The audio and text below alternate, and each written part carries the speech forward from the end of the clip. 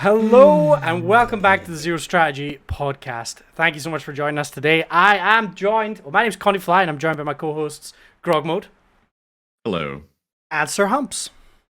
Hey. So we got a lot of stuff to talk about this week, some fun updates and some general Twitch news. First of all, though, a little catch up. Grog, how's your week been? What have you been doing? We was all right.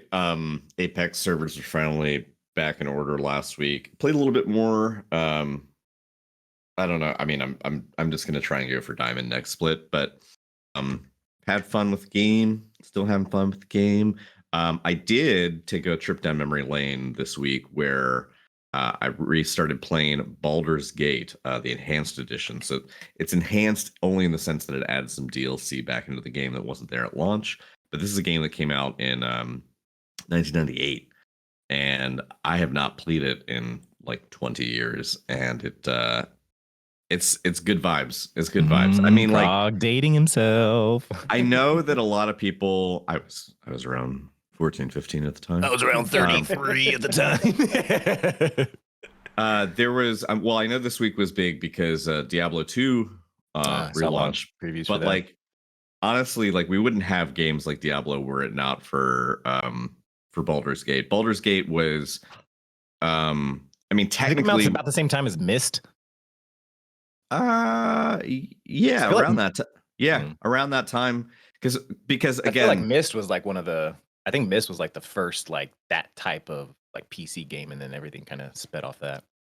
Well, yeah, so like Myst was like kind of the first foray into like matte illustration, like matte paintings, 3D as well as like more polygons.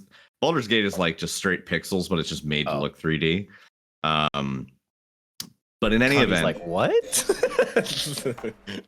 Fallout, the very first Fallout game, I was nerd checked by Aiden in chat because I was like talking about how these games were influences on these like sort of top down exploration sandbox genres. Like we wouldn't have games like The Ascent that just came out recently, and we wouldn't have those kinds of things without Baldur's Gate. And he was like, "Well, actually, Baldur's Gate came out in 1998, and." The same studio that worked on that worked on Fallout, and the very first Fallout game came out in 1997. So, you know, and I was like, all right, fine. Fallout. We owe everything to Fallout. The long story short, the game's really good. It's fun. It's also got like the literal rules of Dungeons and Dragons second edition baked in. Like you could look at the stats for things in game and literally pull them out of the game and just use them in D&D. It's fun. I love it a lot. And one thing that's kind of funny about it is that the developers were really self-aware about what kind of game they were making, because like they even break the fourth wall sometimes. What was it? Like I met a guy on the road, like just some random person was standing there, and when I went to talk to him, his name was like Lord Foreshadowing, or like something like that. So yeah, it's been cool. But I've been enjoying it. I'm going to play more of that this week, as well as some more Apex. Nice. What about you, Humps? What are you up to? Oh, not a whole lot. I haven't been doing much. Just been chilling. You know, playing some Trials Trials of Osiris, doing a bit of that. That's kind of mainly what I do in Destiny now. I mean, I'll hop in kind of like on my own time to like catch up on some small PvE quests to get me something or other. But for the most part, like if I'm gonna be streaming, I'm gonna be streaming Trials, and been playing with Condi a bit too, and it's been fun. The Destiny, Bungie, they've been doing a lot of different changes with Trials specifically. Definitely a lot more PvP focus. It seems like they're changing things. They even changed the wording. It's Trials of Osiris Labs. It's Trials Labs now, so it's specifically meant they're changing shit basically every week just to see how it works, which I love. You're not going to like everything all the time, but the fact that they're willing to put in the effort to change shit every week, that's a type of commitment no one's seen in Destiny PvP for the past 3 years. So I don't really care what they're doing. They're going to fix it or not fix it. It feels good. I mean, right now the play is good. Me, Condi, and Nixie, we were able to go flawless, not too difficult. It's been fun. I've been enjoying it a lot, because it's been a lot more being able to go flawless and then I mean, shit, week 1, I was able to take people flawless, and that's what I always wanted to do at the beginning, but I just wasn't able to because Trials just got shit on by hackers and shit when it first I think it's launched. exciting. I guess It's I very think exciting. I think the only like anxious thread in the back of my mind is like they did used to have Crucible Labs, and that just kind of Faded. Disappeared. turned into vaporwave. Yeah. So yeah, I mean, I think the hope is that like the same wouldn't happen to Trials Labs, but I hope The- not. I don't think it is, but I don't love the game mode this week. no, I'm not a big fan of it. So but if you're unaware, Trials of Osiris is like a 3v3 elimination game mode, and this week they added capture points on the map. So when you spawn in, after 30 seconds, there's a point that will spawn in the middle of the map, and if you cap that point, you win, or if you eliminate the other team, you win. But then the cap zone moves. So say you win that first round, the second round starts, the cap zone is in the spawn of the team that was down a round, which basically just incentivizes that team to sit back and just capture that point, which is good in a way because it forces you to push. There's some downsides, like there was a couple of games where we were up 4 rounds, we lost a round, and then the captures point spawns on our spawn, which seems pretty unfair when we're up 4-1 and we've got the capture point in our spawn. Like, Yeah. there's we some never held the tweaking. spawn. We'd always push Yeah. because that's just how we like playing. But there's Yeah. definitely going to be I've gonna heard be a some thing. funny stuff about how people have figured out how you can manipulate the spawns too that way. So it's like you intentionally throw Yeah. the first Yeah. round so that you get the spawn to be closer to you, and like that kind of stuff. I don't. This is not a comment on Bungie. I think from No. a game's point of view, It's a comment on the players. it's a comment on players, like for everything, like for Yeah. any kind of modern multiplayer game. If you allow people to manipulate the process, they will. They 100% will. If it's formulaic enough that you can rig the outcome, people will figure out how to min-max the rewards they get off of manipulating that outcome. There's no other way around it. People will do it. And the thing is that even if the people who start playing don't have that as their intent, all it will take is like a couple weeks or a month Yeah. of pros or at least like content creators figuring out this is how you rig the system to manipulate wins, and then suddenly YouTube videos, because it's content, and I mean it's not a shit on content creators. I mean they're making No. the content. It is content. It is viable news for the game. You know, it brings attention to it. You know, for the devs as well. So I mean, it's not like. But the thing is, yeah, when Frostball or whoever makes a video about this, you know, people are going to be like, "Oh shit, I'm going to do that now." I mean, that's the same Right, way and it as may like not have anytime they're like, occurred to "This is the them newest prior. OP gun." Every YouTube video, newest OP gun. I go into the Crucible, after I watch a Frostbolt video, and everyone's using the same thing he is, or so. You know what I mean? So it's like they have because essentially power in that. the process of self discovery is no longer organic. Yeah. Like people, like you could look at it abstractly and say, okay, I've played 1 week in a trials. I could see how you could manipulate this. Do I?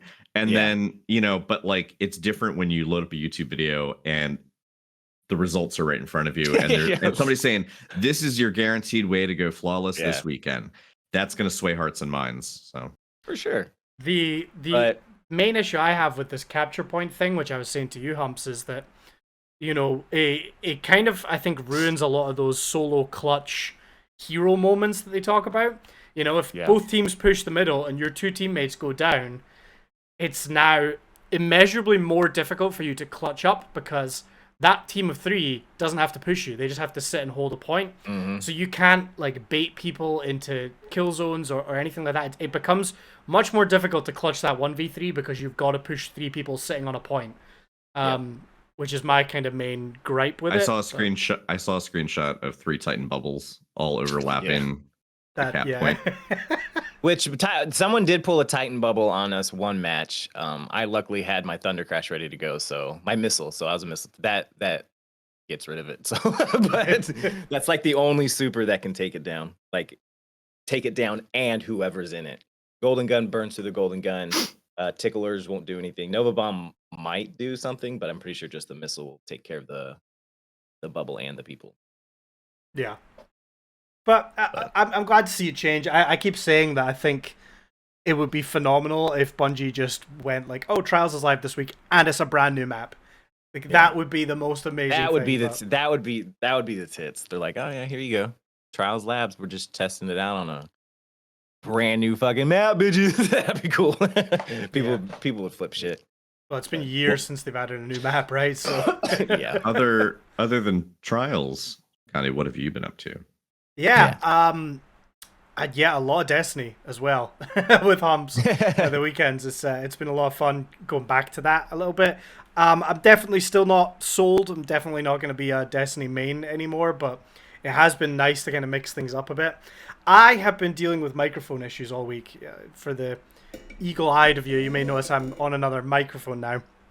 I've been having some real issues with this one, which I believe is down to a loose connection in the mic. I'm going to try and repair it tomorrow, but it's been driving me up the wall. I took a couple days off to try and diagnose the problem, and I'm still not 100% sure it's the mic, but we'll find out, I suppose, when I take it apart. I've just been focusing on trying to do YouTube stuff this week. I've actually finished a video this morning. It's not up yet, but I did a test where I paid to boost a post on TikTok and Instagram to kind of see which would be better and if it was worth doing. And I had a bit of a budget to like, okay, this is we're gonna just.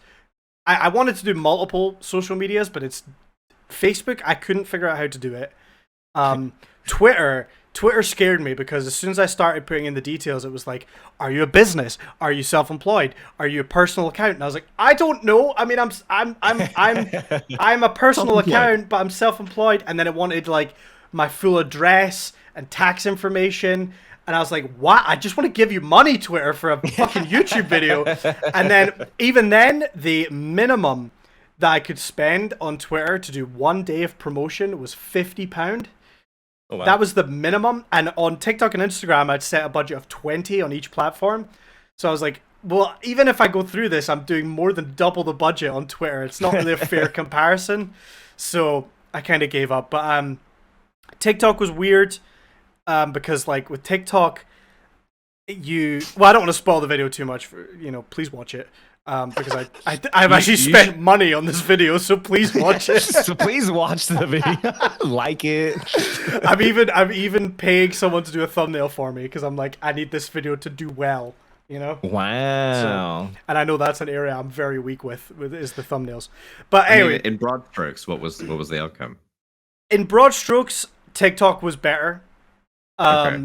But I don't. It's hard to say if it's a fully fair comparison because I don't use Instagram. I think I have about 200 followers on Instagram. I post daily on TikTok, and I've got over 3,000 followers on TikTok. So yeah. It's not and I didn't want to go through the whole hassle of making a brand new account for both because it just felt like it's so much work. So you don't want to put in the effort for like a quality video. Yeah, quality control. Yeah. Okay. Definitely go check out this video, guys. I thought it was interesting. The way TikTok does it is bizarre, and I'm not at the point where my TikTok can be monetized, so I don't fully understand. I see live streams on TikTok where people gift stuff to the streamer, and it's like, oh, they just got gifted a disco ball or some roses. Oh yeah, I see. Yeah. I don't fully understand how that translates, but on TikTok you can basically you I think it's similar to bits on Twitch, right? You buy TikTok coins. Oh, yeah. Magic TikTok coins, right? You buy them for money, and then they sit on your account, and then you can use them, I assume, to gift people or to then pay for a boost on your videos. I see it a lot on, for some reason, I don't know why, my For You page has been a lot of tarot card readings lately, and I don't know how, but they're all live, and so like I'll tap on them and I'll just watch and like, oh, thanks for the present gift, and like all these like flowers and like presents and stuff, and like if you give a gift, you can get a and drop your name, you'll get a reading and shit. But I don't know why. Like I seriously, every day I open up For You page is just like tarot reading. I believe the gifts are I'm into it. They're like Twitch bits, I imagine. At the end, you can see how much monetary value your gifts come out to, or I don't know. Like I say, I've not done it myself. I've never went live on TikTok, but it's weird. So anyway, yeah, that was the whole thing. I think the results were kind of interesting, but yeah, you'll have to watch the video to find out. So that'll be out at some point this week. Yeah, and I apologize for the terrible mic quality throughout the whole video. Hopefully, I got away with it. No. I did so many takes and then just cut together to try and eliminate as much of the microphone noise as possible. So there's a lot of cuts mid-sentence while I'm talking. Oh shit! It's bad, but we'll go past it. Anyway, yes, we have some Twitch news this past week. I'm going to read you an email that I believe everybody on Twitch got, but if you're like me and you don't look at emails, I'm going to read it out to you, and then we're going to dive into it a bit. So they sent this email out 5 days ago, so just after last week's podcast. They said, we're excited to announce that we have entered... This email came from Twitch, sorry, I don't know if I said that. They said, we're excited to announce that we've entered into an agreement with the National Music Publishers Association to build productive partnerships between Twitch and music publishers. As part of this agreement, we want to let you know about a new process that we're creating that participating music rights holders can opt into to report certain uses of their music, which is more flexible and forgiving to creators who inadvertently or incidentally, is that the right word? I feel like I should be accidentally. I guess incidentally. Incidentally. Yeah.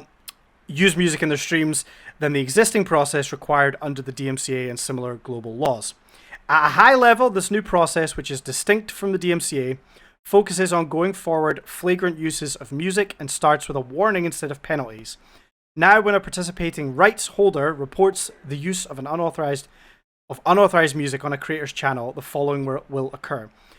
Similar to DMCA, we'll have a team that will review reports.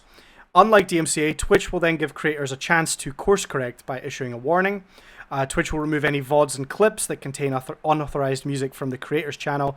And if a live stream involves one of the several specified flagrant music uses, so things like rebroadcasting music, concerts, and broadcasting pre-release tracks, Twitch may also issue a warning or penalty depending on the creator's history of that kind of music use. We'll have more information to share in the coming weeks. Now, here's the important bit. This new process does not change how music can be used on Twitch. As we've said consistently, it's never okay to include music in your channel unless you've secured the necessary rights or have the authority to do so. Doing so violates the rights of music creators and runs counter to Twitch's mission of supporting all creators. But we recognize that not all unauthorized uses of music merit the same treatment. And it's our hope that we can, as part of our agreements with the music rights holders, take a balanced approach that supports creators on Twitch. Thank you for reading. Thank you for listening. So, quite a long email, but there is some important things. No one's going to read that last part. Well, yeah, this is my worry. So, a few things to kind of dive into there.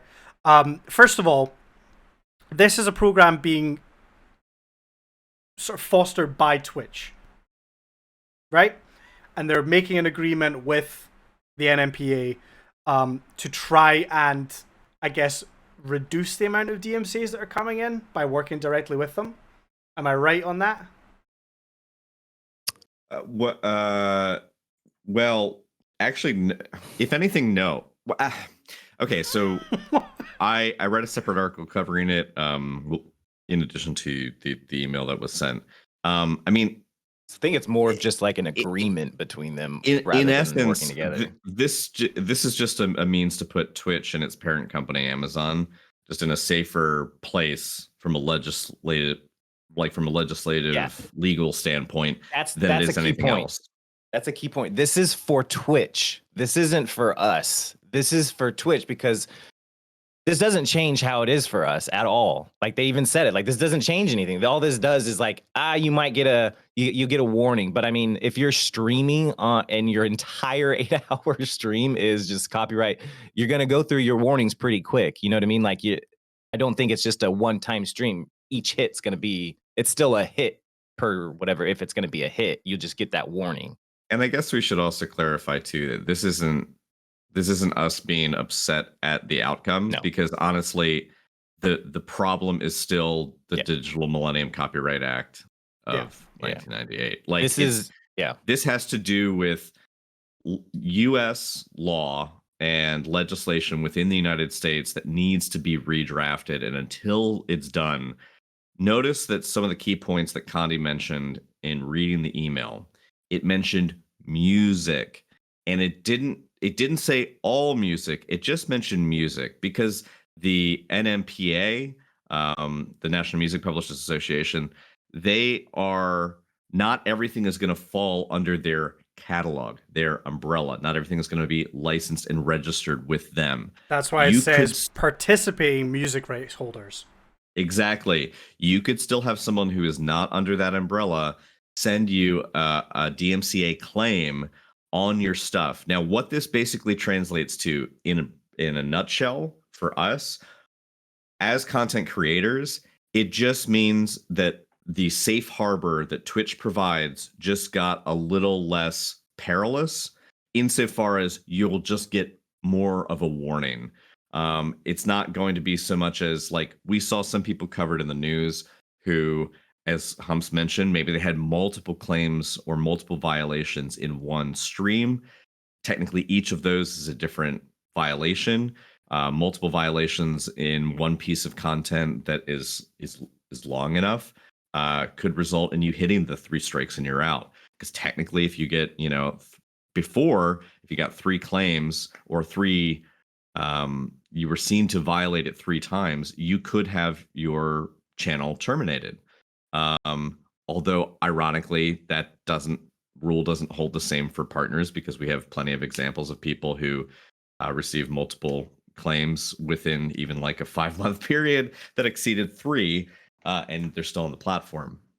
So obviously, some rules are meant to be bent or broken, but when it comes down to it, this is just giving content creators more of an opportunity to just get more warnings before action is taken. That's it. Action will probably still be taken. You're still probably going to lose your VOD. It's just saying that they're not going to delete the VODs immediately. They're not going to mute it immediately. But in a sense, I don't know that that's necessarily something that people who are currently happy to violate copyright just by playing whatever they want on Spotify. I don't know if that's something they should cheer about, because having your VOD stay up longer unmuted just means potentially more claims could come in from other scans and sweeps of that, video on demand content. So is this a good thing? Absolutely. There's nothing, this is not Twitch going behind the backs of its content creators fucking them over. They are definitely buying the content creators on the platform breathing room. It's still down but again, whichever the two of you said it, I don't know if people will read to the end of the email, and that's the most important thing. The fate of your success on the platform is still, as it pertains to DMCA, is still 100% weighted on your responsibility as a creator using material that you are or are not allowed to use. I think it's going to be a good thing for people who got caught up in being careful, but then like a mistake would happen. So there was when we first started like talking about DMCA here on the podcast, I don't remember the streamer, but there was an example of someone who typically didn't live stream like IRL, like do IRL streams, but they did an IRL stream and they passed like a bodega or they passed like a shop that was playing music as they were walking. They're just like talking to chat, like, "Hey chat, what's going on? It's a beautiful sunny day," and wherever. And like music plays as they walk past a shop. That music got them cited for a DMCA claim. That kind of stuff, I think, is like more what this is geared towards addressing. Yeah. Well, because they said they're going to have a team reviewing these, and that's where they mentioned the flagrant use of music. So if somebody's just running a 24/7 radio station on Twitch, or they're at a live show watching a band live streaming it, or even Hell's Kitchen. Yeah, or even someone that's just listening to a Spotify playlist. Those ones are like you're intentionally listening and broadcasting that music. And yeah, I think you're right in what you're saying. It's kind of more designed to protect people from accidental. I mean, I opened up TikTok on my PC the other day on stream, video started playing straight away with music on it. As soon as I clicked on the homepage, because I was trying to look at a message someone had sent me with a video to show stream.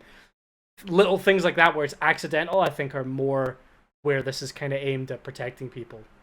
I was watching a partnered streamer the other week, and he loaded into a competitive PvP match with someone, and they had open comms, and they were just like on his end, it was just music, just straight raw music. And he was just like, la la la la la la la la DMC DMC la, la, la, la, la, for me. He's like, bro, can you turn off your mic, bro? Can you turn off? He was like, because of the menu they were in, he couldn't get to the hotkey to then mute him fast enough. And he was just like, it's like, the fuck are you doing? And the guy was like, what? Like, what are you talking about? You know, I think that this is going to prevent more accidents from turning into serious repercussions. But flagrant is essentially a fancy $5 word for intentional. So if you're intentionally fucking about and listening to stuff, you can still put your foot in it. The other thing too is this is just with the NMPA. I think some people are going to see headlines talking about how Twitch is taking steps to address and course correct the Digital Millennium Copyright Act. It's not. It's just dealing with the NMPA and its umbrella. So as Humps mentioned, we have seen. My first encounter, I was shocked, but there was someone who just they were watching TV with her chat, just TV, like straight up television, and commenting on it, and Yeah. like you Always will Hell's become Kitchen. after. It's always Yeah, Hell's yeah. Kitchen. It was in both these instances. It was Hell's Kitchen, and it's like you do realize that you can and will get struck for things like that as well. And we have evidence of streamers getting struck for broadcasting television content. So it's like, I just worry people won't hit that final paragraph. And because even if they do, I don't think that most folks have tried to educate themselves on what DMCA is other than a buzzword, and they don't understand how it works. Yeah. Oh yeah. That's why I am fully prepared. Well, I'm waiting for in a couple weeks to a month's time the tweets that come out. Blah bullshit. I got my account banned or my Twitch suspended or whatever because of this music thing, and then they're gonna probably even post the email or some type of thing, and then someone's gonna reply like, "You're a fucking idiot. You didn't read shit." I hate don't get this, it. I man. was I fucking broadcasting hate it. F Boy Island I thought to I my was supposed chat to get a from the new warning HBO for- show. Just like that one guy while back, you know exactly what I'm talking about. And he was like, "Oh, I was playing blah blah blah. I was playing Twitch music." And it's like someone commented, "Did you not read the actual thing?" And he just like sent him clipped it and was like, "This is what it fucking says." It says, Yeah, it's like the dude that got a strike for watching a YouTube video on stream, and he's like, it was a clip from a TV show, and his argument was, well, bro, it's literally on YouTube, but how am I not allowed to watch it? And it's like, I'm gonna have an aneurysm. yeah, no, I mean, I get it. That's a solid point. It is on YouTube. Why can't I just watch it? Yeah, it blows my mind. It blows my mind. Anyway, that's that. Please continue to be smart with what you're listening to on stream. Or don't. We don't care. Actually, I care. Do everything that Condi just said, but also basically the subtext is don't change a bit about what you're doing if you're already being proactive. If you're already being safe, don't change a thing. Yeah. Keep doing it. Keep using Pretzel. Keep using the non-copyright sound, stuff on Spotify. Like keep using, original works that you've done. Like do all that. Classical, right? I think all classical music is good, right? After a certain period of time. Well, so a lot of classical music is, but the thing is classical is iffy because technically, if there was let's say a London Philharmonic release of a Beethoven work, the thing is the algorithms aren't geared towards. Oh, this is the OG Beethoven.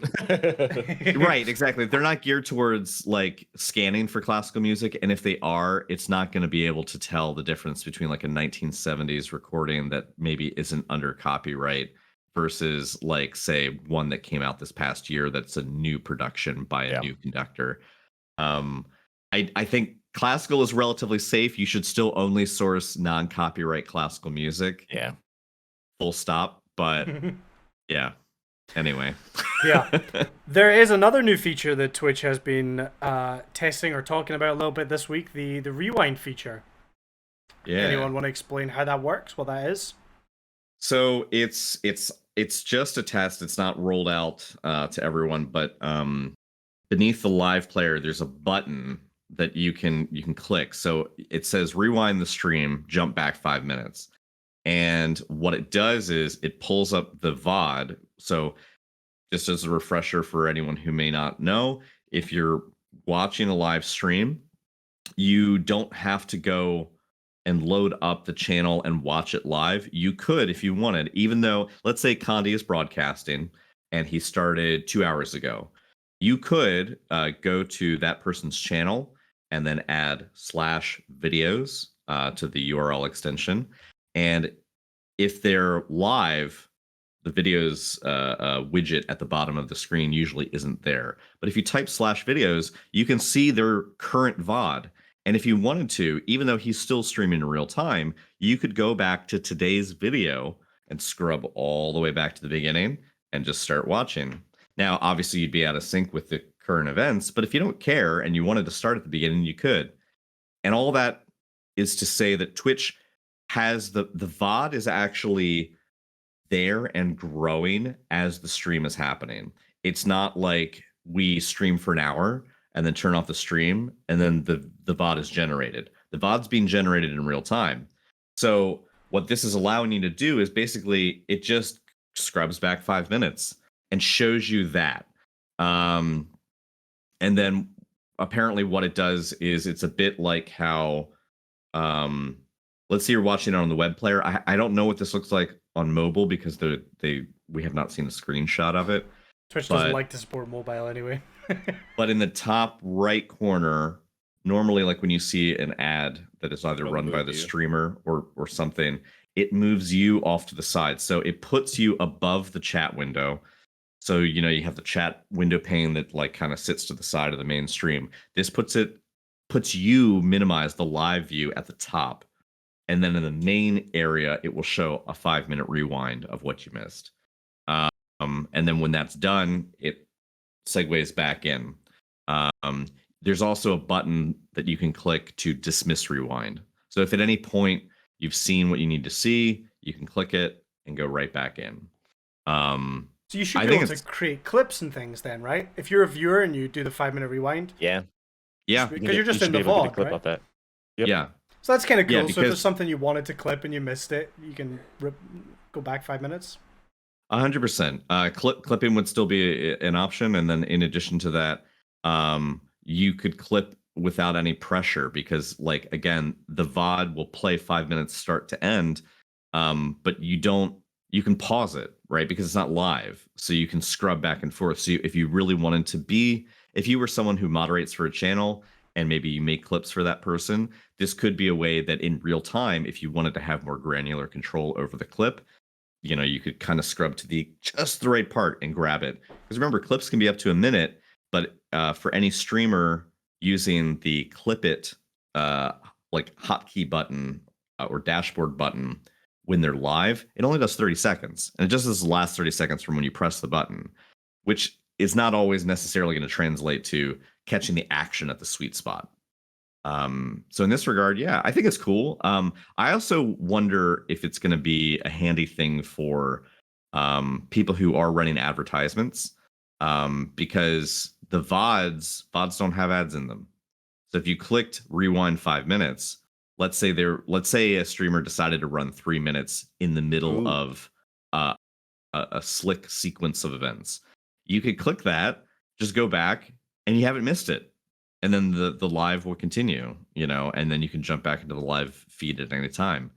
This would be a way to see any content that was minimized, during an ad block. So I think this is actually a great tool. It can only help; it can't hurt. Yeah, it's just more control. options, more Yeah, options. it's definitely much more aimed at viewers rather than creators, I think, for the most 100%. part. Because I mean, I don't know how creators are. You can't really do this with your own stream while you're live. I don't think. I guess You could can watch pull your up, own VODs live. I guess you could pull up You- your stream and. But like, why rewind would it. you? Yeah, exactly. Exactly. Like, why would you pull up your own stream live to then hit the rewind feature when you could also just pull up your own stream live and just go to the VOD in progress and literally scrub to the point Yeah. that you want without any pressure? You can go more than 5 minutes. You can go back 2 hours. And I've seen people do that sometimes when they're talking about like, oh yeah, earlier today we had a crazy match, and they just like pull up their VOD while they're live and just go back and just show new chat what old chat saw 2 hours ago. Yeah, I think it's for viewers, but I mean, giving more control and more options is never going to be a thing that people are pissed off about unless it fundamentally changes. It's starting to catch up to like television. Like I remember when in the UK we have Sky, which is satellite TiVo TV. and shit like that. Yeah, and I remember being able to pause and rewind live TV. Yeah. We're all old enough to remember when that was not a thing, you know? Like I remember, yeah, TiVo was like it was a verb. You know what I mean? Like, did you TiVo it? Like people, I remember that now, man. Like, yeah, that was a huge thing. And then it just, like 3D movies, it went away. Yeah, I still had 3D Disappeared. movies. God damn. I miss 3D movies, man. I had a Oh. 3D TV and the glasses. Oh, what a waste. I know, dude. I know. What a waste. I watched maybe 2 3D movies, and I played Assassin's Creed 3 in 3D, and I played Killzone 3 in 3D as well, which were both cool experiences in 3D Yeah. to play a game. But yeah, man, what a gimmick. That TV broke so fast. Oh, that would actually kind of cool playing some FPSs with like 3D glasses or something like that. Dude, where you're not, it's Killzone- like VR, but that's Killzone was fun in be 3D. pretty cool. Yeah, I Yeah, remember sitting on my I can see couch. that. Yeah. But yeah, Yeah, give it I some think, yeah, more of these like changes that are bringing you towards, you know, things that, again, have been proven to work in live TV is, you know, That's it's a not bad great. thing. I never even thought about that. That's a great idea for them to just like take shit from. Like, hey, they've already kind of did a bunch of stuff with live TV, TiVo pause, rewind. They even have like the picture in picture for like commercials and shit. Like they did all that stuff. I'm remembering all that now. So what's That's next? crazy. What's As the- opposed to the then. Yeah, I In remember. the Yeah, now we're remembering not the so then. great then, but now I'm better. So what's the next thing you'd want Twitch to implement? I mean, Live I remember on TV-wise? Sky, I could go into the calendar, see what was coming up, and set things to record. Oh. Well, Although, yeah, If there's a way to merge the streaming schedule, you know, you have this schedule oh yeah. part of Twitch. If there's a way to To where merge it's just that for all the it's like a channels you follow, pay-per-view screen. You just like yeah, and you can see who's going to be on and plan your week. that would actually it's like, be. oh, Condi's gonna be on in a half hour. Grog's still on for okay. Yeah, right. Like, it'd be That's cool. kinda That would cool. actually be really clever because if if anyone has the ability to, if they're sitting at a desktop right now, I recommend that you check it out. Just like pull up a channel that you know maybe has one of the schedule things filled out. Like, so what's interesting is if you go to a channel that you know that's offline, and you go and you click schedule, so it says home, about, schedule, videos, chat. If you click schedule, you can put in very much like a DirecTV, you know, where it just has like the listings and then like a timeline bar of that'd like be when cool, everything's starting and stops. Yeah. You can do that with your schedule for stuff you haven't streamed yet. If you know that you stream starting at 10 a.m. to 2 p.m. or whatever the time may be, you can put in there a title. You can put in there even a specific directory if you know what you're going to be playing. Like if, like some people say like, oh, you know, Friday nights I always play Skyrim, you know, or Dead by Daylight is always Mondays. Like you could put that in there. That could be a thing, but it would be dependent on the content creator to actually like set up their schedule. Like mine right now, like I came up with I don't know what I'm always going to play every day. Like Tuesdays I play Apex, but like I just kind of gave each one a named theme. So there's Mischief Mondays, Tactical Tuesdays, Winning Wednesdays, Third Party Thursdays. And then on Saturdays, I have my stream with my wife. Wow.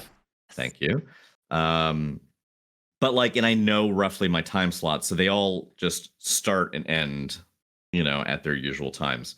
In terms of the directories, like I have games and demos like set for most of them, whereas like 2 of the days I set the directory to Apex, so people can kind of expect that they will see some Apex on those streams. But it gives me the flexibility to just play whatever, because games and demos is a broad category. It's not it's a catch-all. Like, so if you're a retro gamer, you could just put retro games, and that would be inclusive of pretty much anything. And obviously when you go live, you change it to the directory you want. So if you actually look at the schedule page for someone who did stream this week, it'll show like DirecTV, it'll show the time block of what you did, but it'll actually be updated with your actual stream titles, not your placeholders, and the actual directories that you did broadcast into. So for me, it says Apex Legends on Tuesday, but it says Mini Motorways, Apex, Baldurs Gate. So it will update retroactively. So I think that could be a thing. There's no reason why you couldn't. I guess that's more for, again, whether Twitch wants to make the investment to create a tool for viewers to add all of their followed channels into a schedule. Or even just set favorites, maybe not all, but like just like you maybe they allow you to track 5 favorites. Yeah. And like, or 10, I mean, whatever the number is, it's relatively arbitrary, but like track your favorites, and then you could just get this bespoke little TV guide, Twitch TV guide. If there's not already a third-party program for that, then there should be. And we get were residuals smart in that area. Yes, You know what I mean? Like, that's doing this our live. idea. Yeah. Does anybody have any? Live. Yeah. So it's on record. Y'all heard it. Coding experience. I passed a class once. Well, we know you're in charge. Lidl's going to college for computer science. Okay, he's smart. We know people. Yeah. Okay, we get this off the $1 million idea. This is ours. Yeah. Anyway, I know there's also some YouTube updates that you wanted to briefly touch on, Grog, as well. Just crazy briefly. YouTube, basically, for the longest time, if you watch YouTube on mobile as though you were watching, we're specifically talking about YouTube Gaming Live. Yeah. So if you were watching a streamer, let's say Tim the Tatman, who's now over there, you want to watch him. If you were to pull it up and hold your phone sideways, I couldn't express just how frustrated this made me. But chat would just be translucent text that would just float up over the video in the corner. So I would get a full screen video with no option to have a separate viewing panel for just chat, like Twitch does. When you turn Twitch sideways on your phone, or even if you're not watching it in theater mode on desktop, you've got the video, and then separate from that, you have chat, and then you can close chat or look at chat. In YouTube, it was literally turn it off if you could figure out how to. I think my brain's just too old at this point to understand how that even, where to even start, because I never could seem to do it. But a couple times I did look at a live like video thing, and I'm like, I can't watch this. There's just chat flying across part of the video, and in some cases, how people had formatted their viewing experience, like their webcam is like maybe bottom left or on the left hand side, and chat's just like over their face. And I'm like, this sucks. What YouTube did was they launched a theater mode, so now it basically functions just like Twitch. They copied that format, so now there's a separate panel on the side. So if you are a mobile user, you get 2 black bars at the top of the screen, just like you were watching like a movie, and then you have chat. The only other thing they did was YouTube added membership anniversary notifications. So now if you are a super member, or they have fucking weird ass titles over there. Super chat is donation. Super chatter. Super chatter. Subscriber. Yeah, super chatter is someone who donates, follower. right? Yeah, subscriber's follower. Yeah. Whatever the nomenclature is, now if you have an anniversary, it'll be a little thing that can be pinned in chat. And Twitch, actually, this is just copying what Twitch already had and still does. And Twitch now draws more attention to this resubs because it gives it a slightly bigger text block, and it lets it linger in the chat for a little longer. This does the same thing. So really, the news from YouTube this week, they added basic functionality that Twitch has had for years. YouTube is like iPhone, and Twitch is like It's not. I'm not shitting Android. on YouTube. No, I it's just know, like but I'm it's, just saying it's it's news. like It's just not interesting news. I know, but iPhone's like, hey, we just came out with this thing. We're like, well, every other phone did that 5 years ago. Yeah. So YouTube's like, hey, we just did this really cool thing with our chat. I'm like, But cool. it's good to see that they're finally starting Yeah. to bring over these things. I mean, I know people have been asking for an alternative to gift subs over on YouTube. I believe that's in the works.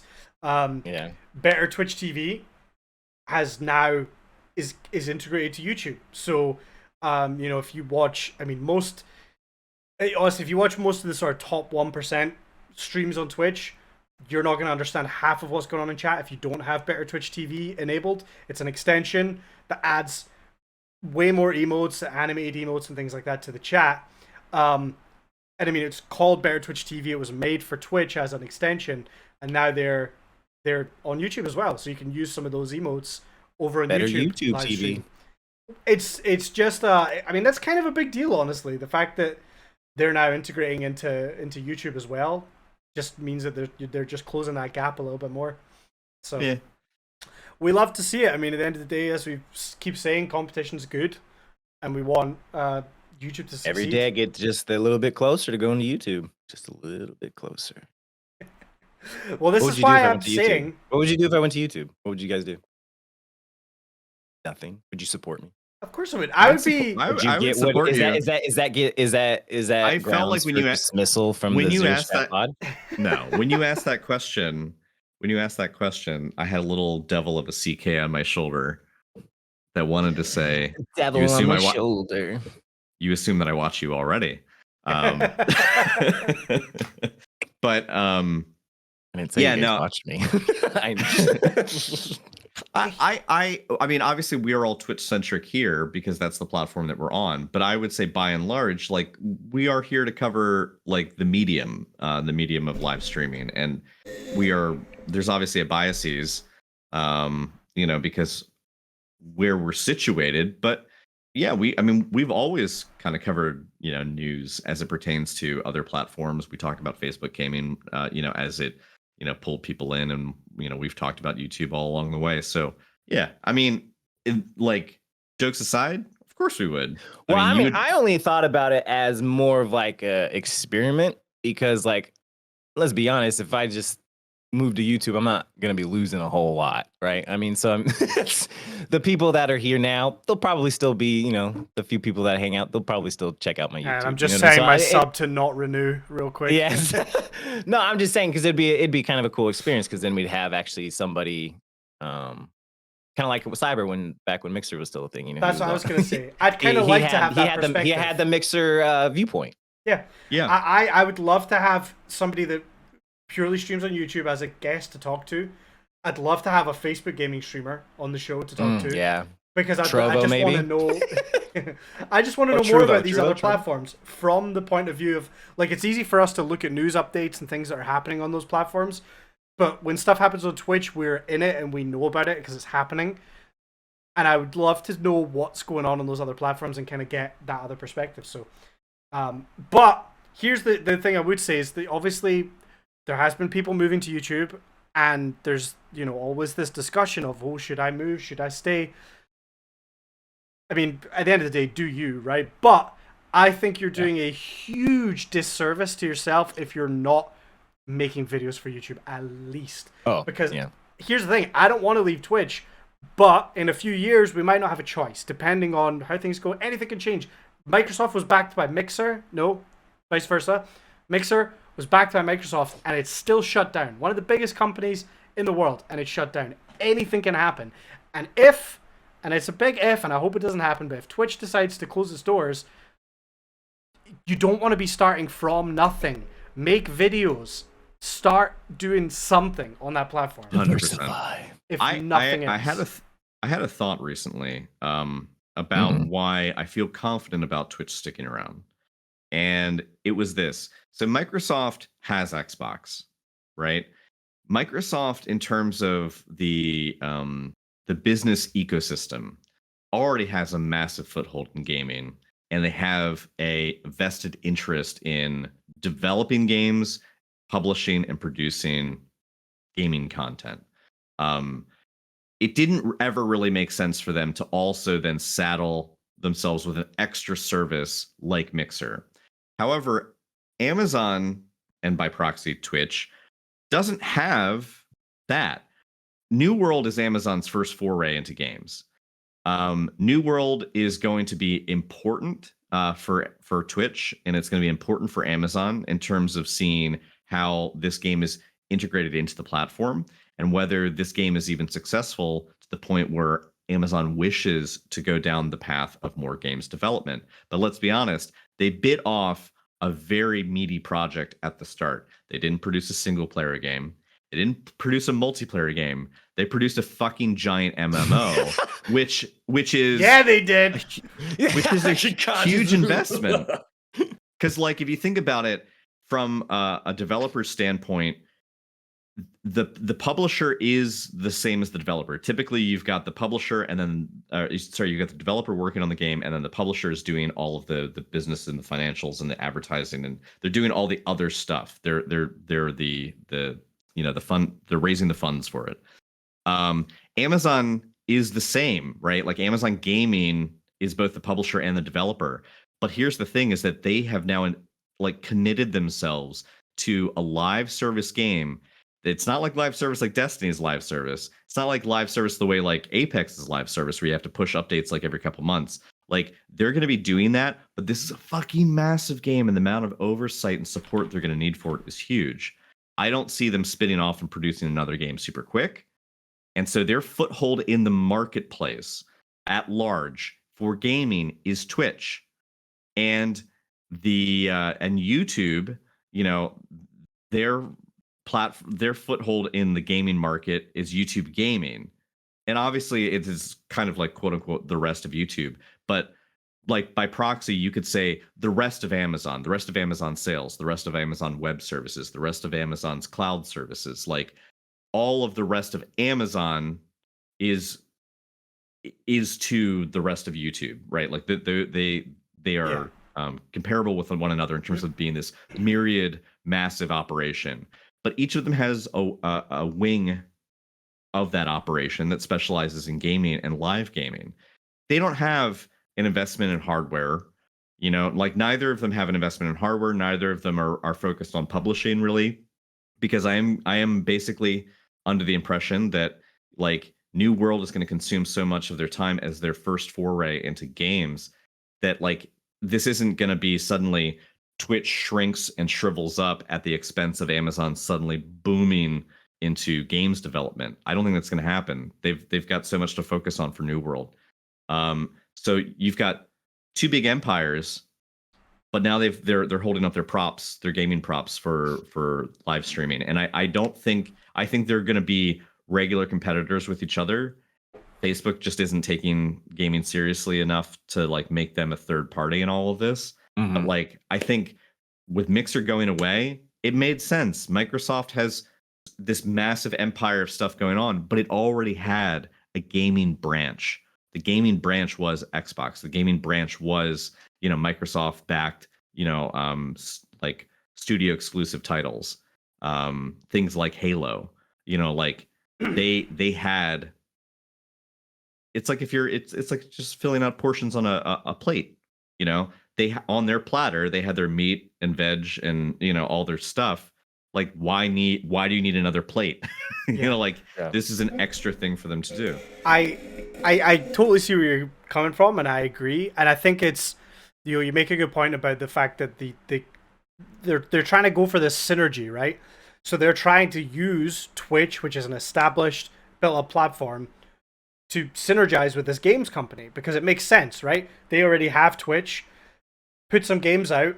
I mean, I know, for example, New World has got a bunch of Prime things that are going to be built in. If you have Amazon Prime, you get all the stuff in game. So it kind of all synergizes together and works together.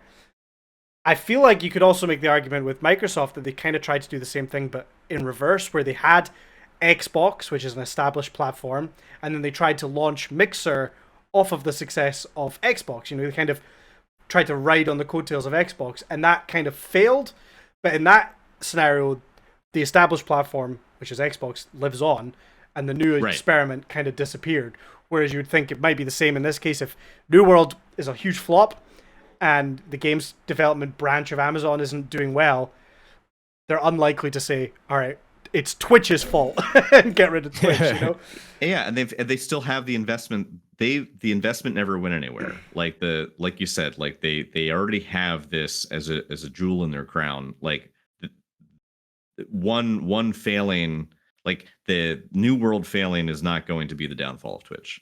And I think Condi summed it up perfectly.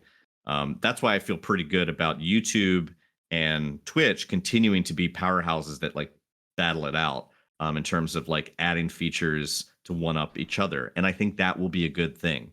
But Mixer just kind of like disappearing so quickly and without a lot of warning for those that were on the platform, I don't think that we're going to see that for Twitch. No. My only real like little concern about it is still that in the grand scheme of things, Twitch, if on Amazon's bottom line, is like probably less than 1%, right? It's probably such a small fraction of the Amazon overall income. It's got to be the same though for YouTube gaming though, right? True. I mean, like, because before they moved into this sort of like competitor for Twitch with a live service component, like, I mean, YouTube, the amount of content on YouTube that we associate with gaming is vast, but I would love to know the numbers of like what content YouTube actually like comprises, because I bet gaming, while significant, is still a very small drop in a very big pond for YouTube. I agree. My only concern is that I don't think that Twitch is vastly profitable for Amazon, if at all. I think seeing all the new things that they're trying to do with ads, I mean, they're really pushing ads on everybody a lot, and that is because I'm almost certain someone higher up at Amazon is saying these guys need to make more money. They need to justify being owned by Amazon. And I might be completely wrong, and I don't necessarily think that means that they're going to get scrapped, but I think if Twitch maybe puts itself in a position where it's maybe losing money rather than making or even breaking even, I don't necessarily think Amazon would hesitate to cut it, because that's not their, Amazon is not a media platform. I mean, I guess in a sense it is, but their primary focus is a shop front, right? They sell things, they fulfill things. Actually, yes, but also kind of no, because a massive, think of Amazon like an iceberg. What we see above the surface is maybe like a little on the tippity top. We see a little sliver that is Twitch, and then we see that iceberg that is like above the water that is shopping. But like what's below the water, Amazon Web Services and Amazon Cloud Services, most of the internet is running off of Amazon servers. Like, that's the thing, is that we think about Amazon as a retail outlet. Yeah. But Amazon as an entity is, if Amazon left tomorrow, you would just look out into the streets and see fire and people running around like crazy because the internet's not working. Like, so much of their, like, Lauren at one point was being pursued by a what are they called? Headhunters? Yeah. A headhunter for Amazon Web Services. And it was a job out in Seattle. And it didn't go through, but she went through several rounds of like interviews for it. But like, this was not going to be pertaining at all to their retail stuff. Like, this is going to be like pertaining to like, doing UX research for like their cloud and web services. Yeah, everyone I know that gets out of the Navy that doesn't go nuclear or does what I did, every single one of them, they all go Amazon web servers. Like, because no one, I mean, you hear about like the people, like the shitty work environments for like the people that are actually packaging shit, and I'm sure it's gross everywhere else as well, but like everyone I know, they're all server work. They all work in their server rooms, every single one of them. It's like, that's huge, and they're building new server complexes like in Tennessee right now. I mean, they're literally, every state has multiple like server places that you just go and maintain servers. So like, That's like their big thing. My And their movies. I mean, wife- they put a lot of money in their Amazon I was gonna originals say, and shit. my wife in chat she pointed that out too, which I didn't even think of. Amazon wants to be a media company. Yeah. She said they have games and shows and movies that they make themselves now, bespoke content, and not just miniseries. Like they're making feature films, and those Mhm. feature films are also doing well in the streaming marketplace. So, yeah, I mean, Good point, I think, yeah. The Boys. oh my Phenomenal. god, Invincible. fucking Yeah. good. Yeah. Yeah, there's been They got some a lot of good phenomenal stuff. shows. I completely disregarded Prime Video as a thing. I never even thought.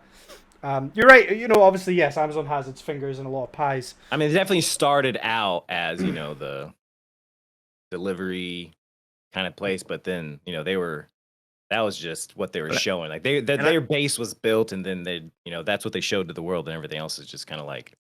And to roll with that iceberg metaphor, I think Yeah. YouTube is the same. It's like if what we see above the water is YouTube gaming, there's this infinite amount of YouTube that isn't YouTube gaming or gaming related. And I don't know.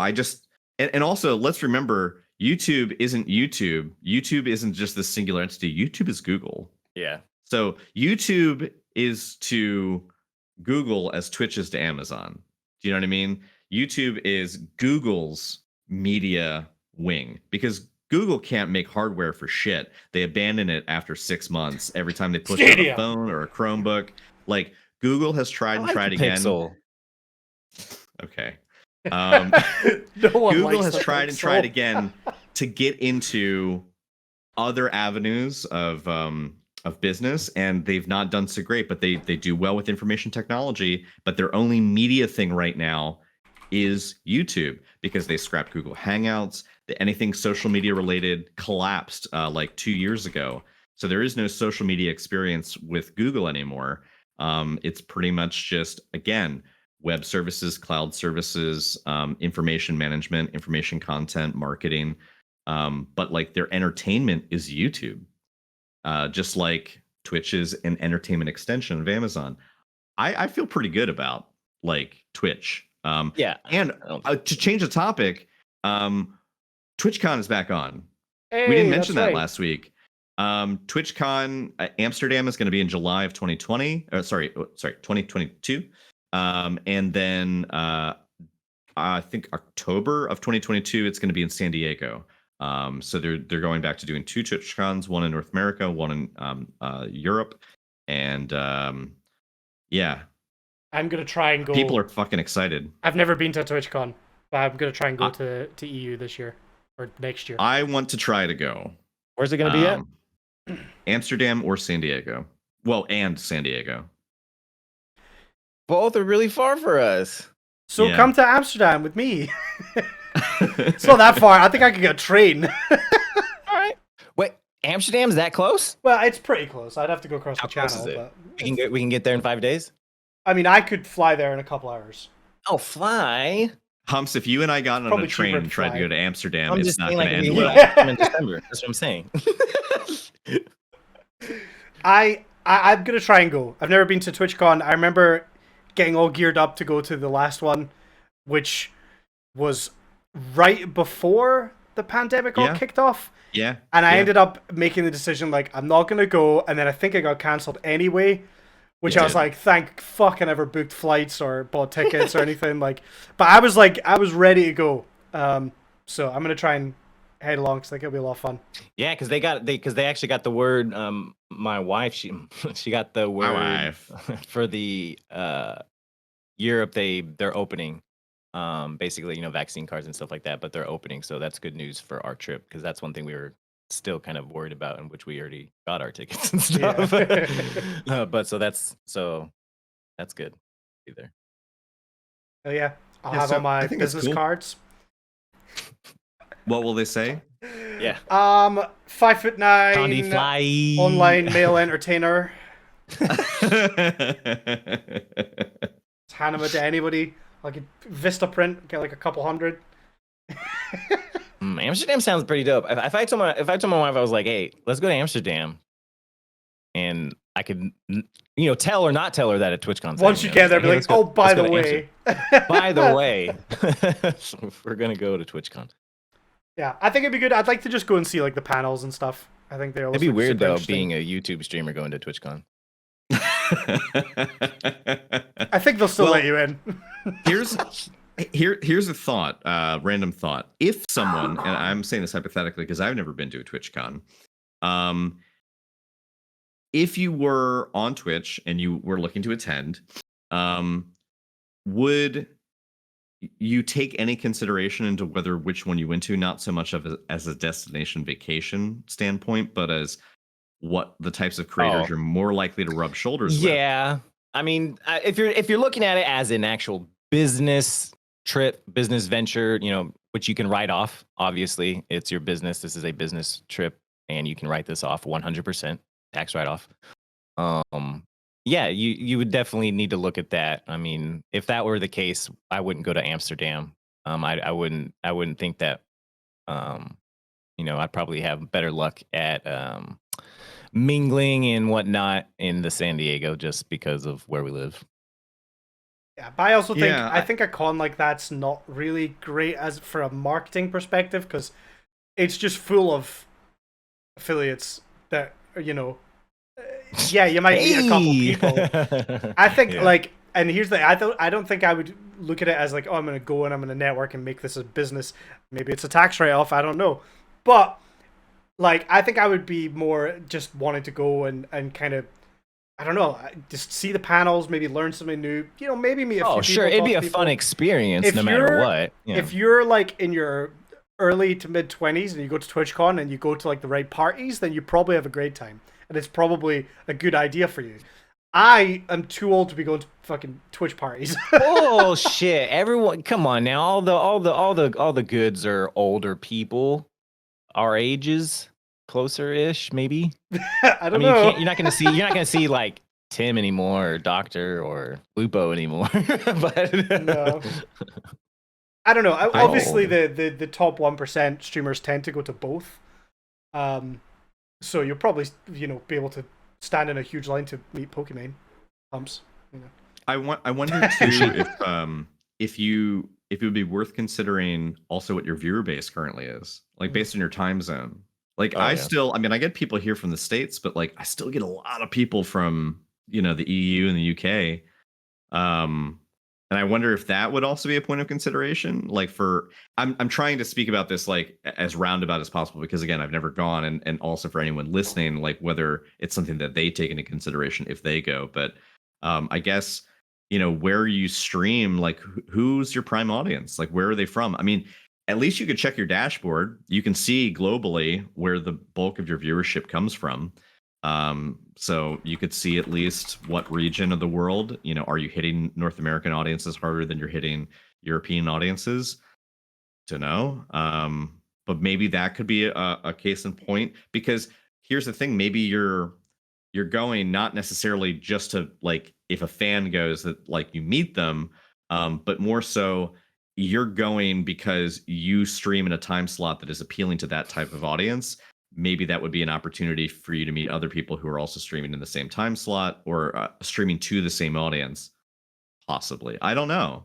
Cyber's been to a bunch of these things. I know Cyber's went to like a bunch of PAX and things like that. So I think he's our man to speak to about cons and kind of how to approach them. So maybe we... I've been to cons. I've just not been to TwitchCon. Yeah. I've not been to anything, dude. Like, I've not been to anything. But I think like creator-centric events like PAX and TwitchCon, I know Cyber's got a lot of experience, so I think we speak to him. I know he just gets drunk a lot at these things, so yeah. Yeah. I don't. That's not really different than his. Than his usual. A Tuesday. A Tuesday. It's a Tuesday. But yeah, I think it's interesting. Fingers crossed that they go through without a hitch. I would love to see both of them happen. I want to attend at least one of them. So I think that would be grand. I look forward to seeing how that plays out in the coming months. I wanted to also just mention something as a brief aside, because I think that the testing period of a week is maybe not long enough. But Condi, you had asked like to give feedback about like running ads every half hour. Pulling up my Twitch tracker. So for clarification, we talked last week about a feature that Twitch now has in your ads manager. You can set mid-roll ads to happen at intervals that you decide, and you can determine the length of the advertisement as well as the frequency of those intervals. But the same benefits apply for manually running ads. So if you run a minute 30, you disable 30 minutes of pre-roll. If you run a 30-second, you disable 10 minutes of pre-roll, etc. So I did a test. I started this Monday and I ran ads all week. I also came up with a thing to try and soften the blow in chat, but I'll share that until the end. To look at my Twitch tracker, my average viewership was up 21%. My peak viewership was up 50%. Hours watched was up 39%. This is just the last 7 days. Viewers gained 250%. Views gained 54%. So like I didn't lose any metrics. Like it didn't. I think when I was self-conscious and that that I had a day of like imposter syndrome where it's like I don't deserve to be doing this. I'm not good enough to do this, that kind of thing. Like, and I also had like a lower viewership day because like I was just trying a different game. There's I think other factors separate from running these ads that were tweaking my sense of like whether this is worth doing. But if I just straight look at the numbers, it doesn't hurt anything. I did get some people commenting on the ads in chat, which prompted me to have a little timer that I saw something similar on somebody else's channel. This is a partnered streamer who's very vocal about like, yeah, I run ads. Like, sorry, like, but I have a little ad that pops up. Sorry, not an ad. A little thing that pops up in chat. It's on a 30-minute timer, and it says, "We run ads because it helps out Grog. Just like these ads you see on TV support the shows you love. If you don't want to see ads, consider the benefits of a channel subscription or activate Prime Gaming perks. For more information, type Prime in chat." That's all it says. And I actually didn't. I only had one person that I can think of this week in chat that commented on the ads themselves. But I have a theory, too, about why the ads have been maybe helpful. And this is just a maybe because I'm speculating. But I got raided by a partnered streamer who mostly streams Apex. It wasn't a massive raid. It was like a decent number of people, like 30 some odd people. But I was thinking about it from their perspective. Right now, I have it set. I actually made a change from last week where the ads automatically start running the moment I go live. So that first minute 30 happens in my 5-minute warm up when I'm just on the starting soon screen. But basically, I have a theory from this guy's perspective. You know, you've got partnered streamers or bigger streamers that just like are looking at the directories and they're like, let's read someone new. Let's read someone we've never done before. A lot of the times, like they're just like they're on a second monitor or whatever, and they're just clicking around. But remember, they too are going to be subjected to pre-roll ads, like looking at channels. And the more I thought about it, having a minute 30 run every half hour disables pre-rolls for a half hour. You see where I'm going here?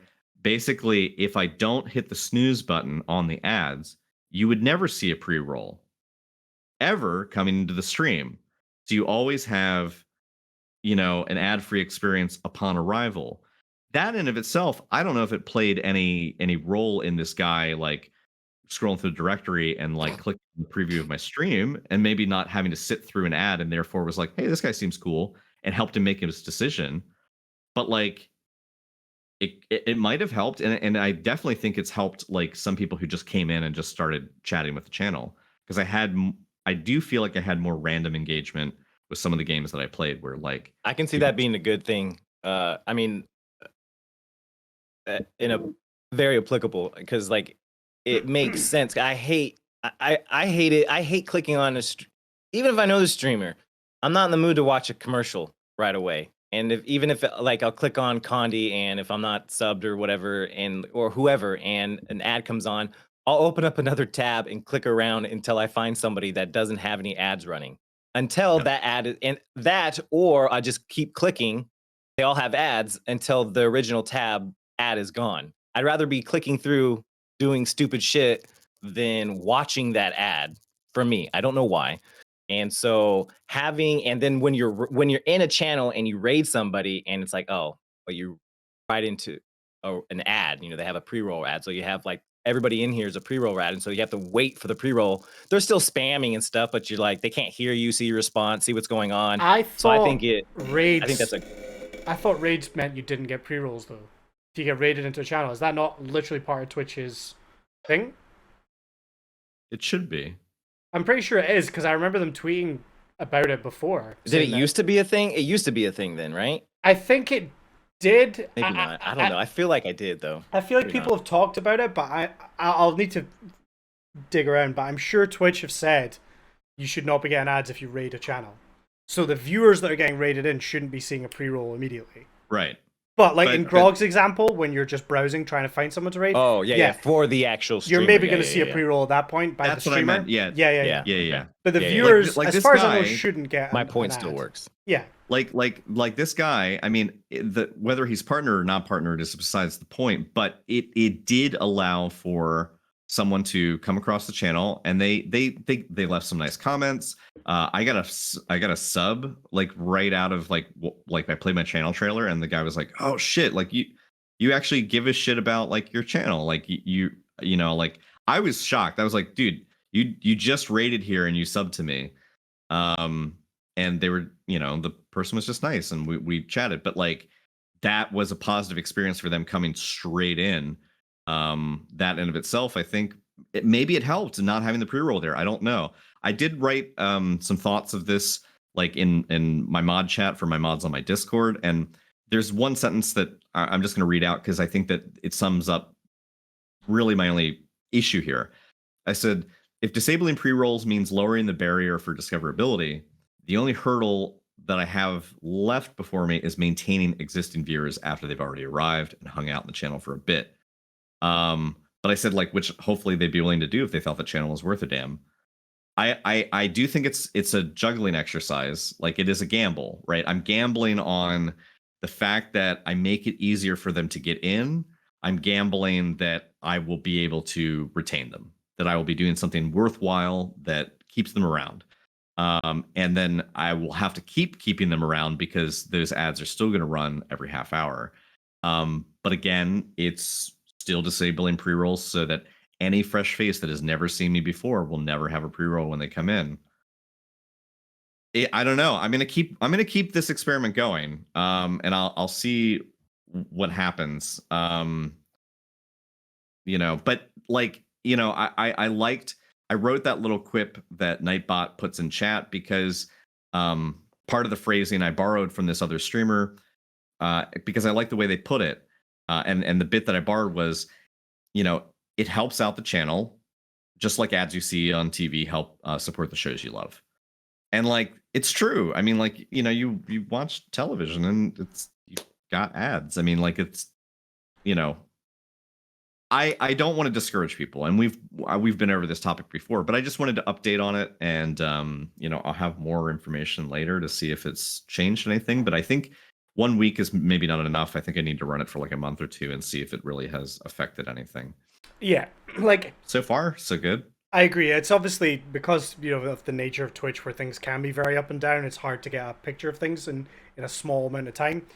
I agree. I think what you say about being a gamble is totally right. I think there's positives on both ends, and as much as I hear what you're saying and love about the idea of, hey, if somebody wants to come in and maybe raid the channel, they don't have to sit through a pre-roll. That makes you more discoverable, and you're absolutely right. It lowers the barrier for discoverability. But then you have the trade-off, right? And there's always going to be that trade-off with it. So it's, at the end of the day, I don't think either's wrong or right. It's just preference on what works for you. But I definitely want to know how that's working for you in a month or two. Anecdotally, I will say that my experience with the widget on the dashboard, the Twitch dashboard for the ads manager itself, has been a good one. When you have this active, you will get, how like when there's like a poll in chat or like a hype train's coming and you have like a little banner blob at the top of the chat box that says like something, hype train's incoming. This will say ads starting in 4 minutes. You know, like and you get a prompt both in the dashboard widget itself as well as the dashboard chat. I mean, it's basically just the regular chat window from stream, just minus the stream. But it has good pop-up like visibility. It's like a pretty bright color. So like I was worried before, like what was the likelihood that I would not necessarily notice an ads coming up when something clever is about to happen in game? And when I was doing streaming Hellblade, which is largely narratively driven game, there's lots of stuff you could miss. And when I felt like I was getting to an important part, I was liberally using the snooze button, and it didn't cause a problem. You get 3 snoozes an hour, so like you can't snooze forever. Or I think maybe it's 3 snoozes per ad, like per ad interval.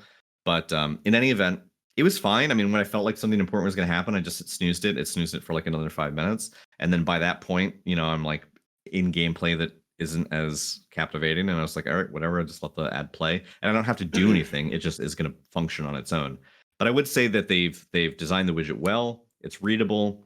And it also puts a visual timeline, like almost has like a needle for where you are on the timeline. And so it moves the timeline tracker to show you which little slice has the ads in it. So it's like a blue bar with like little yellow hash marks, and you can see where real time is, and then like how close that little hash mark is coming up to eclipsing real time. And it'll also give you like a text prompt. But I think they did a good job designing it. I don't think I have any critiques really of how they would make it better. Yeah. So in that regard, A+ Twitch, I think it works well. Yeah, the UI seems really it's good. more down to, I think, the mental conundrum of like, do you or don't you? Yeah. You know, is it good? Is it bad? You know, for the channel from like a philosophical standpoint. I don't know. We'll see. Well, on that note, what have you got coming up this weekend? Where can everyone find you, Grog? Be playing more Apex. I'm going to be playing some more Baldur's Gate. The first Baldur's Gate. I really enjoying it. I think what I'm going to do is, because I don't have like, it is a meaty game. It's one that I can kind of like pick up and put down almost at will.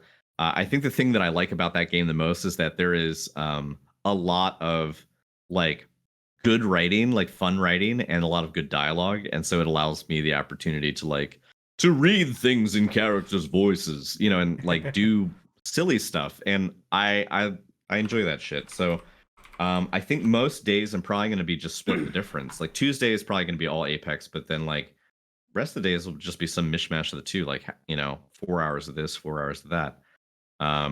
So yeah, that's my plan right now. Awesome. Humps, what about you?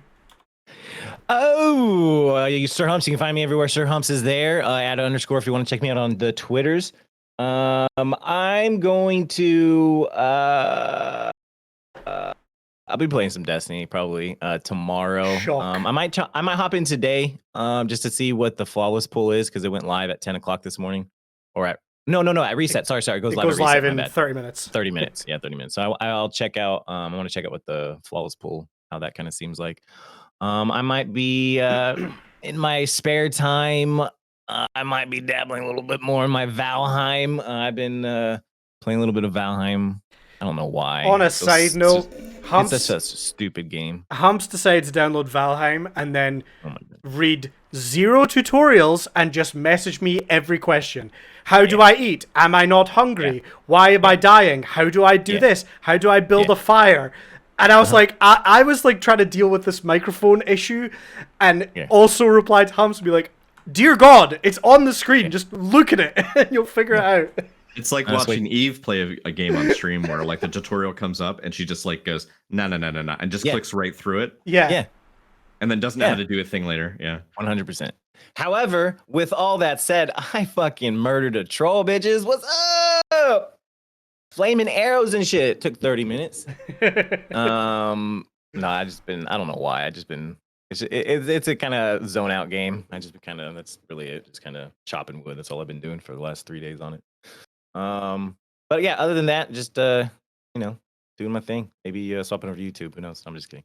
or not. Maybe, who knows? Condi, how are you? And what do you got going this weekend? Yeah, Or this week? Grandy here. Grandy.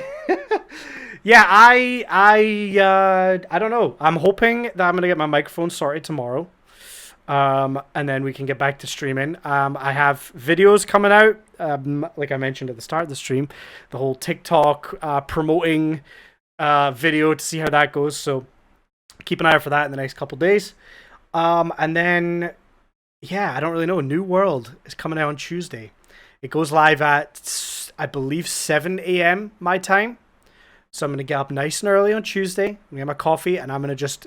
I might do a 24-hour. I might do a 48-hour stream. I don't know. I just can't wait to get stuck into this game. I don't hope, but at the same time, I kind of hope it sucks.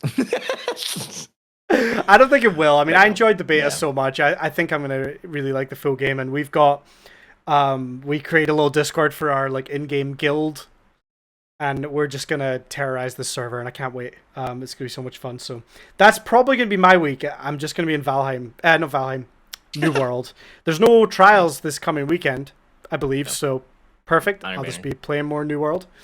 And that's most of me. You should also start playing New World and then just skip the tutorial and ask Condi everything you need to know. I'm going to stop replying to your because messages. that seems like a good fun, but at the same time, like I can barely deal with Valheim. Like it's just like... Ugh. Fair. Anyway, more importantly, you can find the podcast if you're listening on any of the audio platforms. We do this live on Twitch, twitch.tv/Zero Strategy Podcast. All the links will be in the description, wherever platform you're on. If you're watching on Twitch and you think you maybe learned something somehow, or you got any value whatsoever out of this, then you can find us on YouTube, Spotify, wherever you get your podcasts. So come and check out the previous episodes. We are going to go and raid someone, so please stick around for that. Let's make sure, yes, this person is live. Good. All right, we will see you next week. Thank you very much for tuning in. Later, guys. Thanks, everybody. Bye. Bye.